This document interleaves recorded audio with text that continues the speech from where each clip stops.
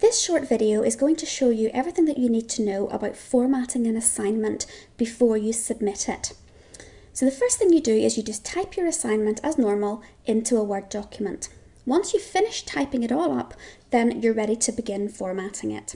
The first thing that you need to do is select a font and a size. So you can just click the select button on the toolbar and say select all so that the whole text is highlighted, and then use your font button and size button to change the font. The recommended font is Arial and the recommended size is 11. However, as long as it's a plain font and size 11 or size 12, then that will be fine. So now we have everything in the right font. The next thing we want to do is to put the work into a bigger line spacing than it currently is. So again, I'm going to select everything and I'm going to now choose the line spacing button. So on your toolbar here, you'll see the line spacing button. If you click on that, then you get a number of options and you're going to choose either 1.5 or 2.0 line spacing. And if you click that, you'll notice that the text now spaces itself out much more than it was originally. The next thing you need to do is you need to look and see, do you have any indented quotations in your work, any long quotations? If you've got a short quotation, that quotation will just be in the sentence itself. However, if you've got a long quotation, you need to set that apart separately. So here we have 3 lines that are a direct quotation from Pascal and Bertrand, and I've got the page number there to show that this is a direct quotation. But what I now need to do is I now need to highlight that quote and I need to indent it at the left margin and I need to indent it at the right margin so that you can see now that instead of being in line with the rest of the text at both edges, this quotation now sits indented at the left and at the right.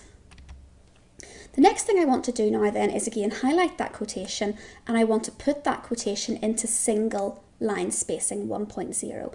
All of your direct quotations should be in single line spacing. So if you look and see now, that's what an indented quotation should look like.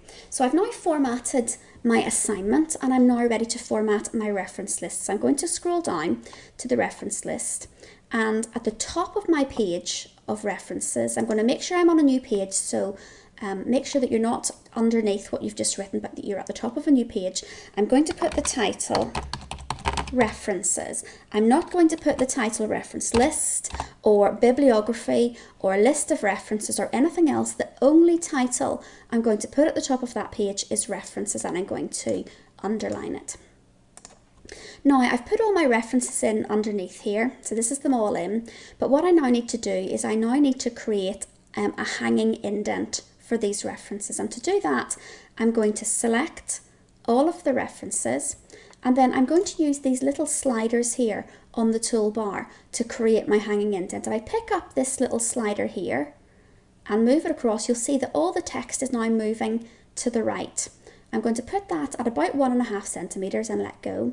And now I'm going to pick up the top one and I'm going to slide it back to the margin. So what you can see now is that the first line of each new reference is at the margin, and if there's a second or a third line of that same reference, those have now gone in and have been indented. So you can see very clearly where each new reference begins because it starts at the margin. Also, I'm going to make sure that that reference list is in alphabetical order, which it is. If it wasn't, I would have to cut and paste the references to make sure that I have them in the right order.